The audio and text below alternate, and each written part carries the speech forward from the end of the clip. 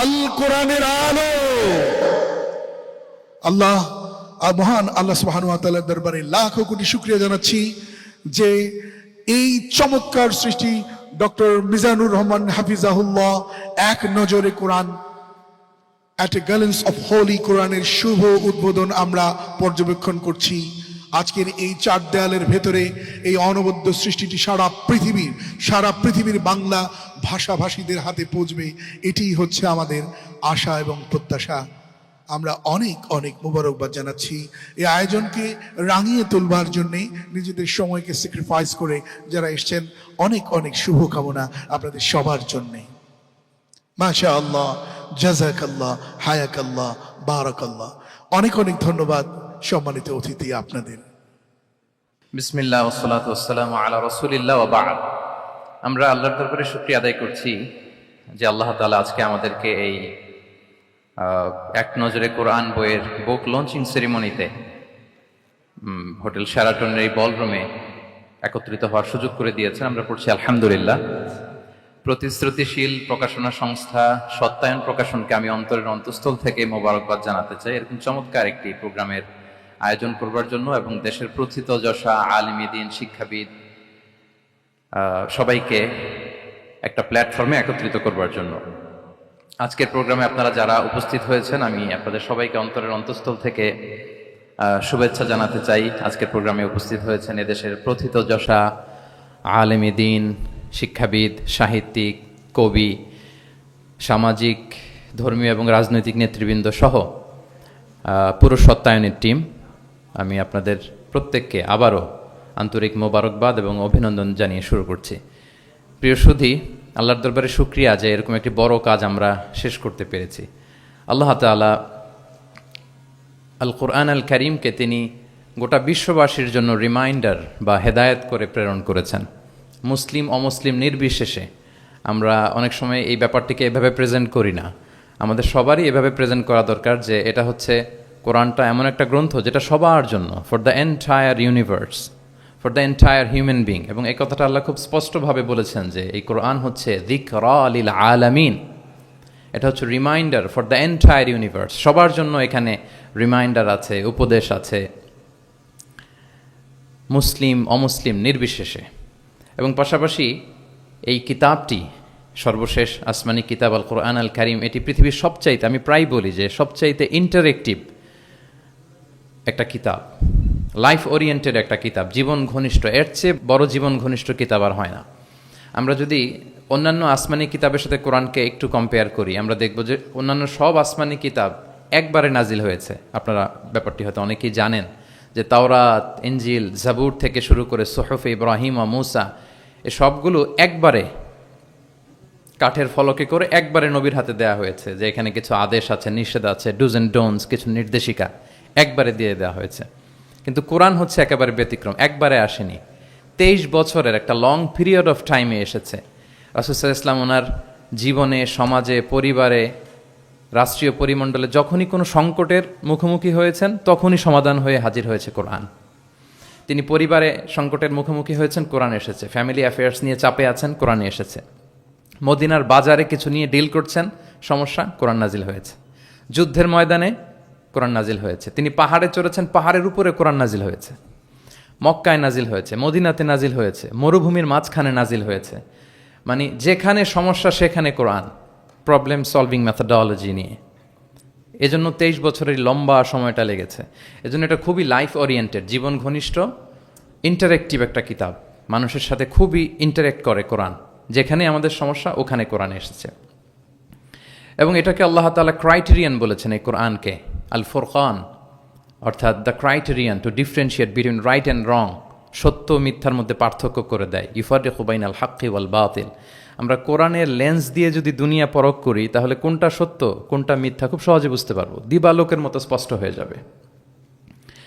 So এই জন্য কোরআন study করা, কোরআন পড়া, কোরআনের সাথে আমাদের সম্পর্ককে মজবুত করা, এদিকে যেন আমরা একটু যত্নবান হই। এই ছোট্ট একটি রিমাইন্ডার দিয়ে আমি আমার মূল কথা শুরু করছি। প্রিয় সুধী, এক নজরে কোরআন নামে যেই নতুন গ্রন্থটি প্রকাশিত হলো, আপনাদের সামনে, সবার সামনে শোভা পাচ্ছে। আমরা কি করেছি এই বইতে একটু করে আপনাদের সাথে শেয়ার করতে চাই। এখানে বেসিকলি আমি কোরআনের 114 সূরার কোরআনের 114টি সূরার সার নির্যাসকে নিয়ে এসেছি। The cream of the creams এখানে পাওয়া যাবে, সিনোপসিস অফ দ্য এন্টায়ার কোরআন। পুরো কোরআনকে যদি সামারি করা হয় বা কোরআনের কি ফ্যাক্টগুলোকে যদি নোট ডাউন করা হয়, ওইটাকে যদি সুন্দর করে ডিজাইন করে সাজানো হয়, তাহলে যেটা হবে সেটাই হচ্ছে এক নজরে কোরআন। এই কাজটা আমরা করার চেষ্টা করেছি। এবং এই বইতে কোরআনের তথ্যগুলো, মেসেজগুলো আমরা খুব সহজ ঝরঝরে বাংলা ভাষায়, যেটা পড়তে কষ্ট হবে না বা বোরিং ফিল হবে না, একাধিকবার সম্পাদনা করে করে এটাকে পলিশড করে একটা ঝরঝরে বাংলায় আমরা উপস্থাপনের চেষ্টা করেছি। এবং সবচেয়ে মজার ব্যাপার হচ্ছে কোরআন নিয়ে এই ধরনের কাজ খুব কম। কোরআনের যে কোর মেসেজগুলো, এগুলোকে ইনফোগ্রাফি দিয়ে ফুটিয়ে তোলা হয়েছে। ইনফোগ্রাফিতে আমাদের একটা আকর্ষণ থাকে, দেখলে সহজ লাগে, বুঝতে খুব সহজ লাগে, এবং পাঠকদের সুবিধার্থে ছক বিন্যাস করে কোরআনের মেসেজগুলো এখানে আমরা উপস্থাপনের চেষ্টা করেছি।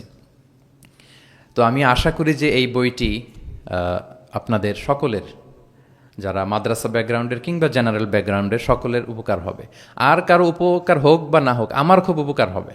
আমার আজীবনের জন্য একটা নোট হয়ে গেল। আমি ভেবে দেখলাম যে আমি তো তাফসির করতে হয়, ফলে এখন থেকে আমি যে কোনো সূরার তাফসির করার আগে আমি একবার রিভিশন দিয়ে যাব এখান থেকে।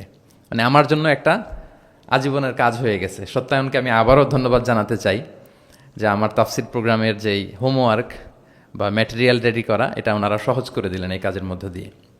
তো আমি বোধ করি এবং বিশ্বাস করি আমার যেহেতু উপকার হবে, আমাদের বক্তা ভাই যারা দাঈ ইলাল্লাহ, খতিব, ইমাম, আলিয়া মাদ্রাসা কিংবা কামি মাদ্রাসার শিক্ষক, ছাত্রবৃন্দ, সবার এই বইটা বেশ উপকারে আসবে বলে আমি বিশ্বাস করি এবং আল্লাহর কাছে কামনা করি।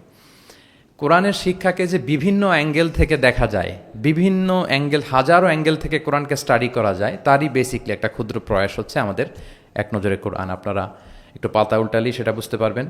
আমি 2-1 মিনিটে একটু বলি যে বইটা আমরা কিভাবে সাজিয়েছি। আমরা প্রত্যেকটা সূরাকে 16টা অ্যাঙ্গেল থেকে অ্যানালাইসিস করার চেষ্টা করেছি। শুরুতে আমরা সূরার সংক্ষিপ্ত পরিচিতি নিয়ে এসেছি।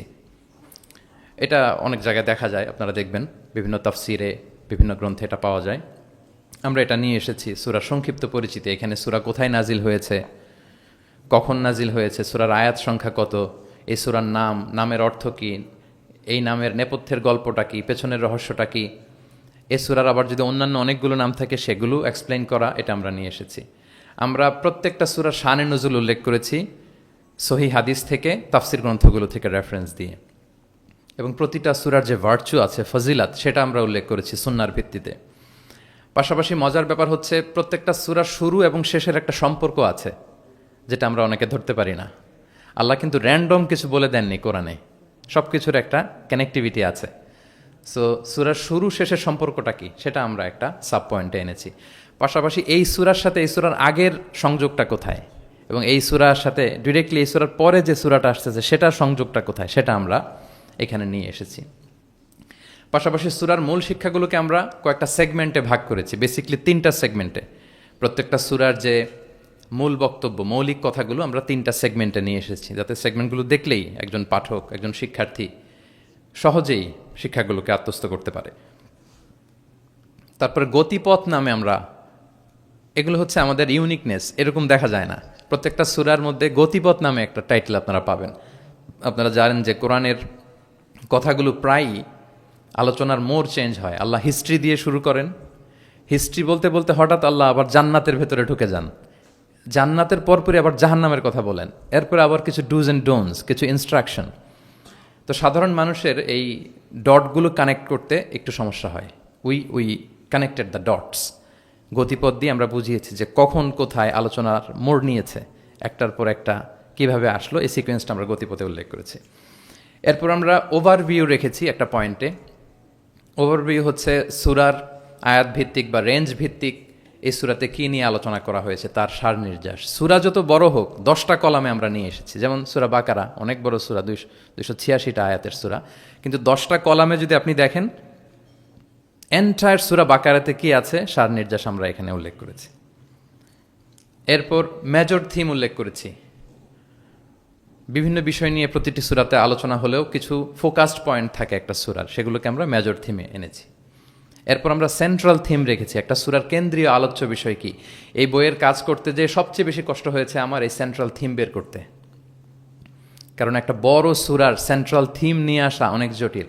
আমি যদি আমার এই জার্নিটার সামান্য একটু আমি কয়েক সেকেন্ডে শেয়ার করি, লেটস সে সূরা বাকারার সেন্ট্রাল থিম আমি কিভাবে বের করেছি।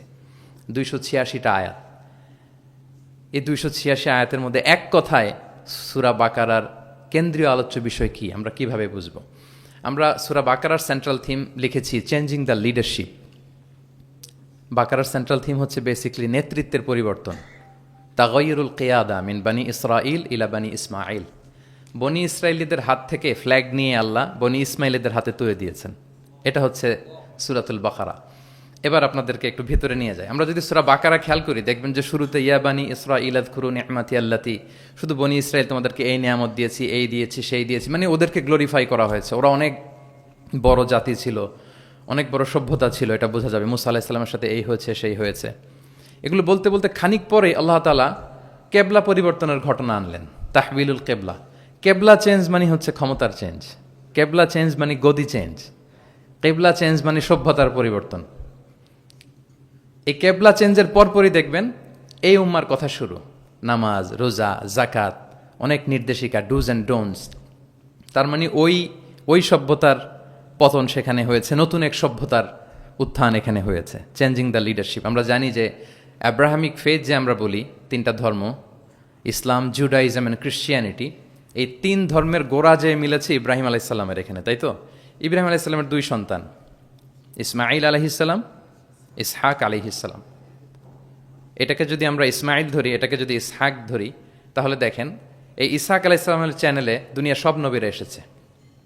সব নবী বলতে আমি বেশিরভাগ বোঝাচ্ছি, অলমোস্ট 99% নবী এই চ্যানেলে এসেছে। কিন্তু ইব্রাহিম আলাইহিসসালামের আরেক সন্তান ইসমাইলের চ্যানেলে কোনো নবী নেই, এটা নবী শূন্য একটা চ্যানেল। এবং সব নবীরা তাদের উম্মতের কাছে বলতো যে সর্বশেষ একজন নবী আসবে যিনি হবেন সবার সেরা, শ্রেষ্ঠ নবী। তো যেহেতু হাজার হাজার নবী ইসহাক, ইয়াকুব, ইউসুফ এই চ্যানেলে আসতেছে, তাদের একটা ধারণা ছিল ওই যে সর্বশেষ নবী, শ্রেষ্ঠ নবী, উনিও এই চ্যানেলেই আসবেন, সবার এটা বদ্ধমূল। আর এই চ্যানেলটাকে তারা বলতো নবী শূন্য চ্যানেল। ইসমাইল আলাইহিসসালামের চ্যানেলে হাজার বছর ধরে কোনো নবী আসে না, সব নবী আসে এই চ্যানেলে। কিন্তু আল্লাহ তাআলা তাদের ধারণাকে নস্যাৎ করে দিয়ে সর্বশেষ নবীকে আল্লাহ তাআলা এই চ্যানেলে না পাঠিয়ে মুহাম্মদ রাসূলুল্লাহ সাল্লাল্লাহু আলাইহি ওয়াসাল্লামকে তিনি ইসমাইল আলাইহিসসালামের চ্যানেলে পাঠালেন। ফলে লিডারশিপের চেঞ্জ হলো। এইভাবে আমরা সূরা বাকারার সেন্ট্রাল থিমকে আইডেন্টিফাই করেছি, চেঞ্জিং দ্য লিডারশিপ ফ্রম বানি ইসরাইল ইলা বানি ইসমাইল। রাসূল সাল্লাল্লাহু আলাইহি ওয়াসাল্লাম কিন্তু বনি ইসরাইল ছিলেন না, তিনি ছিলেন বানি ইসমাইল। এভাবে আমরা সেন্ট্রাল থিম বের করেছি। কজ অ্যান্ড ইফেক্ট নামে একটা, এগুলো আপনারা সোশ্যাল সায়েন্সের বিভিন্ন বইতে পাবেন। তাফসির গ্রন্থে সাধারণত আমরা আমাদের ক্লাসিক 83 বইগুলোতে দেখি না, কিন্তু আমরা কজ অ্যান্ড ইফেক্ট রেখেছি। প্রত্যেকটা সূরার একটা নির্বাচিত আয়াত থেকে একটা কারণ এবং এই কারণের প্রভাব। ওয়ালাউ আন্না আহলাল কুরা আমানু ওয়াত্তাকাউ লাফাতাহনা আলাইহিম বারাকাতিম মিনাস সামা। জনপদের অধিবাসীরা যদি ঈমান আনে এবং তাকে অবলম্বন করে তাহলে কি পাবে? বারাকাত। এটা হচ্ছে কজ, এটা হচ্ছে ইফেক্ট। লা ইন শাকারতুম লা আযীদান্না, এটা কজ, এটা ইফেক্ট। এইভাবে আমরা শুধু কজ অ্যান্ড ইফেক্ট দিয়ে 600 পৃষ্ঠার বই করা সম্ভব। তো আমরা প্রত্যেকটা সূরা থেকে একটা কজ অ্যান্ড ইফেক্ট এখানে উল্লেখ করেছি, জাস্ট একটা বিগিনিং হিসেবে। ইন ফিউচারে যদি আল্লাহ তাআলা আমাদেরকে তৌফিক দান করেন আমরা হয়তো কাজ করব। তারপর আমরা রিফ্লেকশন নামে, রিফ্লেকশন যেটাকে আমরা তাদাব্বুর বলি, তাদাব্বুরে কোরআন নামে একটা পয়েন্ট রেখেছি। ম্যাক্সিমাম 1টা থেকে 2টা তাদাব্বুর শেয়ার করেছি। এখানে আমাদের চিন্তার খোরাক আছে যে এই আয়াতের পেছনের গল্পটা কি, এখান থেকে আমাদের শিক্ষাটাকে আমরা সেখানে তুলে ধরবার চেষ্টা করেছি। কেস স্টাডি একটা পয়েন্ট রেখেছি, যেটা সাধারণত তাফসির গ্রন্থে আমরা দেখি না। কেস স্টাডি এটাও সোশ্যাল সায়েন্সের একটা টার্মিনোলজি। কেস স্টাডি হচ্ছে অতীতের কোনো ঘটনা প্রবাহকে কেন্দ্র করে ওটার উপর বেস করে বর্তমান এবং ভবিষ্যতের সিদ্ধান্ত নির্ধারণ করা, এটাই আমরা করেছি। অর্থাৎ কোরআনের লেন্স দিয়ে আমরা বর্তমানকে পরখ করবার চেষ্টা করেছি এই কেস স্টাডি পয়েন্টে। সবশেষে কিছু শব্দ জানতেই হয়, এরকম একটি পয়েন্ট রেখেছি যে কিছু শব্দ আছে এগুলোর অর্থ আমাদের জানতেই হয়। একেবারে রুট লেভেলে বাদাবিরা, মরুর বেদুইনরা এই শব্দ দিয়ে কি মিন করে, প্রফেটের টাইম এটা দিয়ে কি মিনিং হতো, আধুনিক আরবিতে এটা দিয়ে কি মিনিং করে, শুধু এইটার উপর 1000 পৃষ্ঠার বই করা সম্ভব। তো ফলে আমরা মাঝে মাঝে কিছু সূরায় কিছু শব্দ জানতেই হয় এই শিরোনামে কিছু কিছু কথা আলোকপাত করেছি। সো এইভাবে আমরা এক নজরে কোরআনটা সাজাবার চেষ্টা করেছি। প্রিয় সুধী, as a writer, as a author of the book, আমাকে যদি বলা হয় যে এটা কোন ধরনের বই, তাহলে আমি বলবো এটা একটা মাইন্ড ম্যাপিং বুক। আপনারা মাইন্ড ম্যাপিং বুকের কথা শুনবেন। এটা হচ্ছে এই বইটাকে যদি আপনি পড়েন তাহলে কোরআনের শিক্ষাগুলো আপনার মাইন্ডে ম্যাপের মতো চলে আসবে, খুব ইজিলি আপনি এটা থেকে লেসন নিতে পারবেন এবং শেয়ার করতে পারবেন। তো বর্তমান সময়ের জন্য আমার কাছে মনে হচ্ছিল যে এরকম একটা কাজ দরকার। আমার কোরআনের একাডেমিক জার্নি শুরু হয়েছে 2008-এ। আল আজহারে আমি তাফসির নিয়ে ব্যাচেলর করেছি।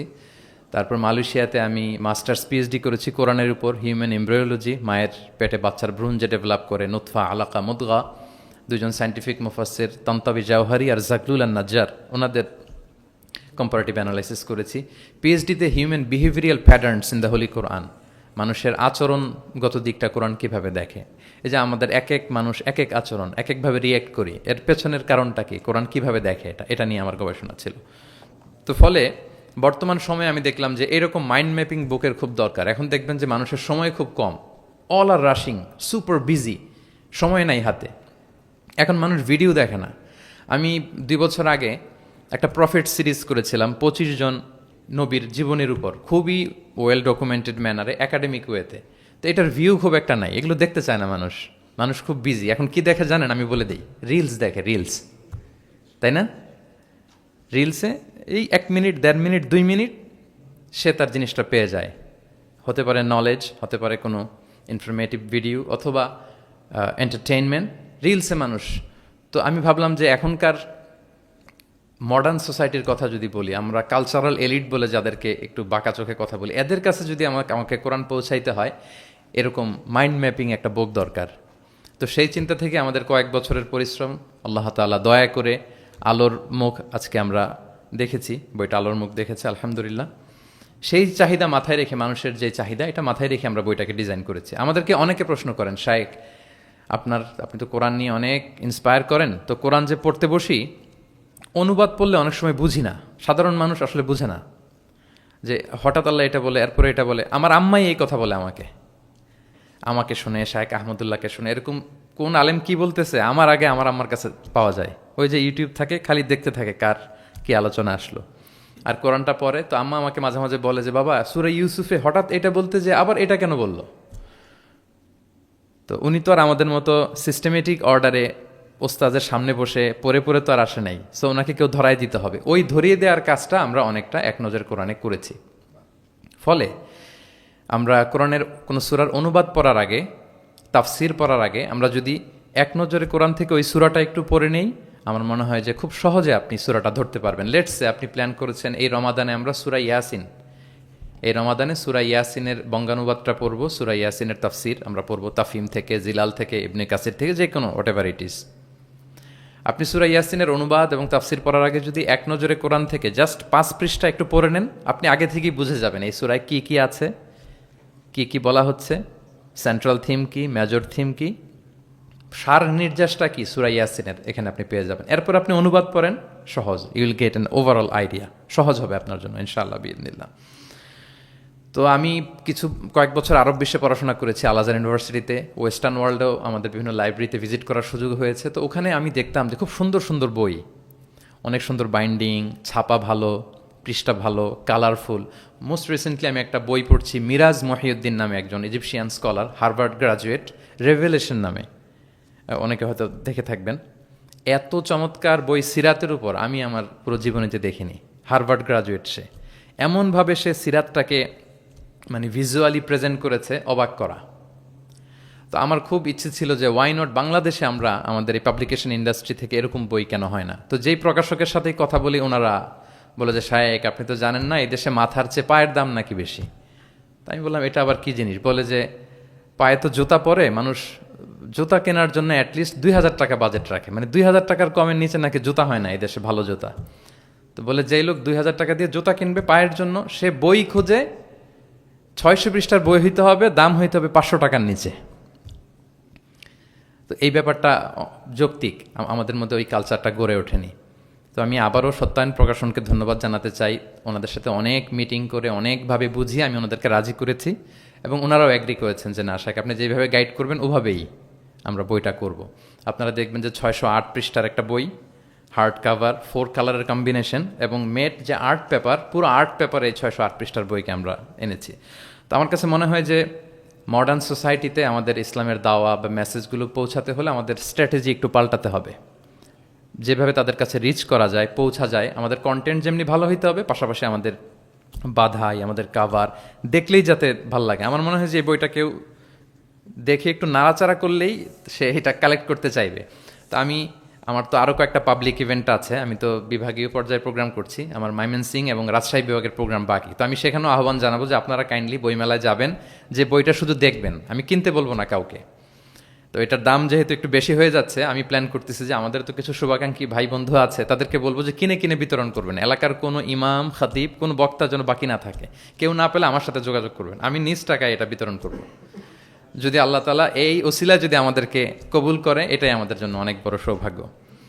সবশেষে আপনারা অনেক ব্যস্ত মানুষ, এমন এমন অল আর লাইক স্টার্স, এখানে নজুম, দেশ বরেণ্য এতগুলো পাবলিক ফিগার, এত প্রথিতযশা আলেমে দিন, সাহিত্যিক, বুদ্ধিজীবীদেরকে এক প্ল্যাটফর্মে আনা এটা অনেক কঠিন। তারপরেও আপনারা শুধু কোরআনের দিকে চিন্তা করে আপনারা সময় বের করে এসেছেন। আপনারা আমার অন্তরের অন্তঃস্থল থেকে শুভেচ্ছা জানবেন, ভালোবাসা জানবেন। আপনাদের সবাইকে আমি আবারও শুভেচ্ছা জানাচ্ছি, সত্যায়ন প্রকাশনকে শুভেচ্ছা জানাচ্ছি, এবং আল্লাহ তাআলার কাছে এই ছোট্ট অ্যাপিলটুকু, দোয়াটুকু আল্লাহর কাছে করে যে রব্বানা তাকাব্বাল মিন্না ইন্নাকা আনতাস সামিউল আলিম ওয়া তুব আলাইনা ইয়া মাওলানা ইন্নাকা আনতাত তাওয়াবুর রহিম। সাইয়েদনা ইব্রাহিম আলাইহিস সালাম ওনার সন্তান ইসমাইলকে নিয়ে যখন কাবা বানালেন, এই দোয়াটা করেছিলেন যে আল্লাহ আপনি কবুল করুন। আজকের এই বুক লঞ্চিং সেরিমনিতে আল্লাহর কাছে এই দোয়াটুকুই করে যে আল্লাহ আপনি মেহেরবানি করে এই কাজটুকু আপনি কবুল করুন। হাদা মা ইনদি ওয়াল ইলমু ইনদাল্লাহি আলাইহি তাওয়াক্কালতু ওয়া ইলাইহি উনীব। আসসালামু আলাইকুম ওয়া রাহমাতুল্লাহি ওয়া বারাকাতুহু।